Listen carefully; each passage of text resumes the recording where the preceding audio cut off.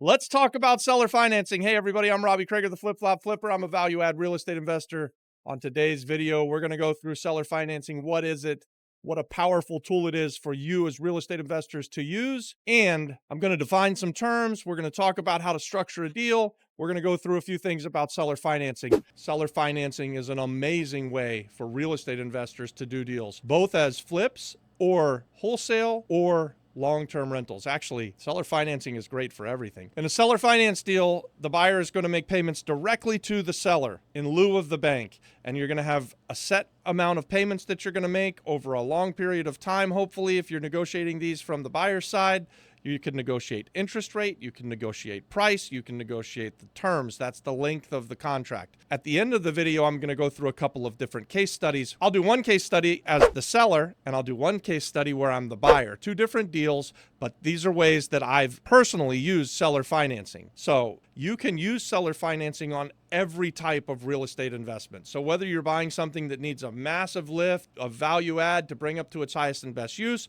or you're buying something that's cash flowing, it doesn't matter if it's housing or commercial or mixed use. It really doesn't matter. You can always go to seller financing. What I want to encourage you guys to do as new real estate investors is to think outside of the box, right? So instead of always just trying to get the very best price and only negotiating price, and if you can't get your price, the deal is dead, change your mindset a little bit. Because if you can talk to the seller and you can give him his price and figure out how to make that deal work for you, you're going to close more deals, you're going to make more money. This is a beautiful way for real estate investors to close more deals. Hey, so seller financing is a great option for you if you've got bad credit, if you're very inexperienced and you've never done it before, if you are in an area where traditional financing is very difficult, like the island of Puerto Rico. Especially on some mixed-use buildings, it's nearly impossible to go to the bank to borrow money on something that's not cash flowing, that doesn't have really good records. So have this as a tool in your toolbox. Seller financing is another way for real estate investors to be able to close more deals. Here's an example of where I use seller financing to effect a sale. I had a property that we originally were going to turn into a small guest house hotel. It was a great deal. We were selling it at $350,000 and we found the buyer. But the buyer didn't have the cash. So $350,000 was my cash price on a property that needed a whole bunch of work to be turned into a hotel, a guest house on the island of Puerto Rico. And this buyer, instead of coming to the table with the $350,000 that he didn't have, he negotiated with me as the seller to finance the bulk of the deal. So he brought $150,000 down and we financed $200,000 to him at 12% interest for 1 year. And so he agreed to our price of $350,000, which was a great price. He agreed to our interest rate of 12%, which for me was a really good interest rate. I was very happy with that. And he put $150,000 down. So as a seller, I felt very good about this. We got a significant amount of money down.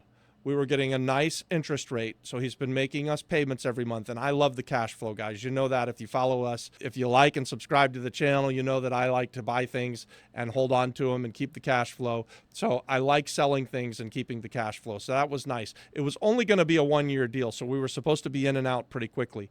The way that it turned out is that the year came and went. So we had built into our mortgage note that if he went past the year, his interest rate would go up.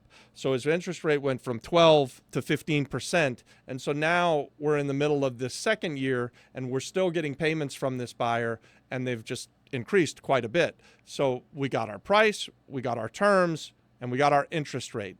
As a seller, this was really good. What we didn't get is we didn't get a premium for having done it, but he put a pretty significant amount of money down and we got everything else that we were asking for. And so in this case now, we've made it painful for the borrower and he really wants to go to the bank and refinance us out. Plus, he's made a significant investment into the property at this point. He's been paying us interest along the way. He gave us that initial down payment, and he's invested about $500,000 into the property. So our property that had some value more than we sold it to him at the time that we sold it, now we're only owed $200,000 on a property that he's finished with the renovations, and he's right now, as we speak, opening the doors to his guest house.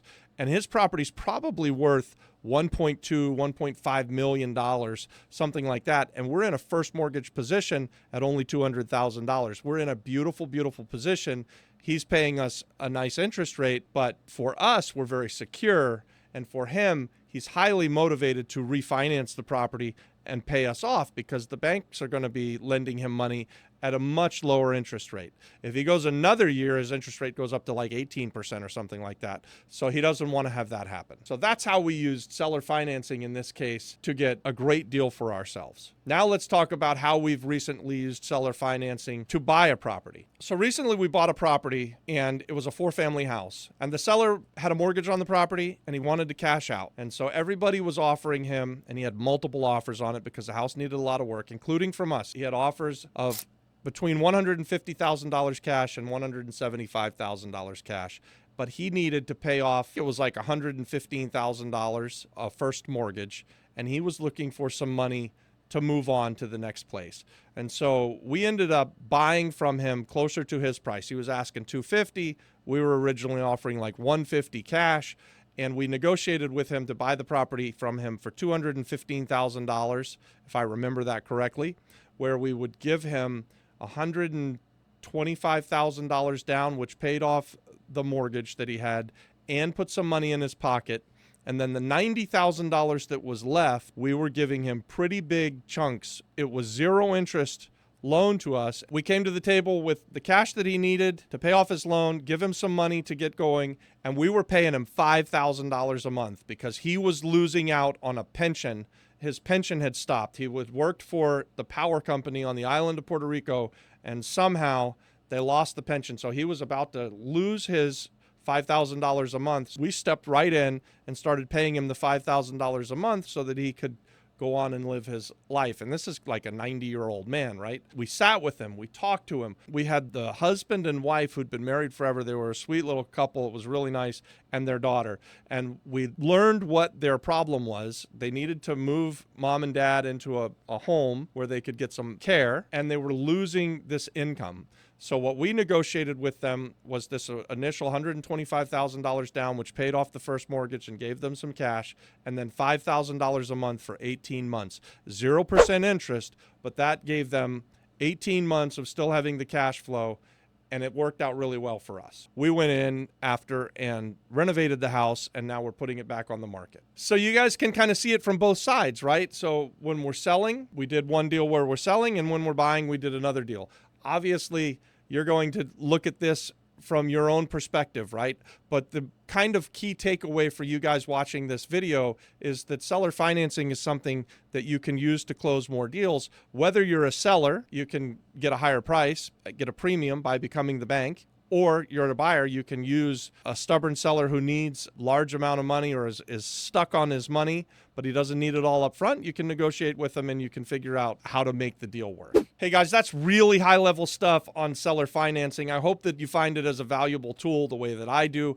I really love as a real estate investor that I'm able to sell things with seller financing and that I'm able to buy things with seller financing. I really find it as a very, very powerful tool to close more deals. And if you really want to deep dive into this subject and learn how to use this for your business, you should join us over on the Apex Real Estate Group. The link is in the description. We've got a fresh masterclass on deep dive into seller financing. So we do a masterclass inside of the Apex Group every single week. Come and join us over there. Hope you give this video a like. So I'll see you over there, guys. God bless.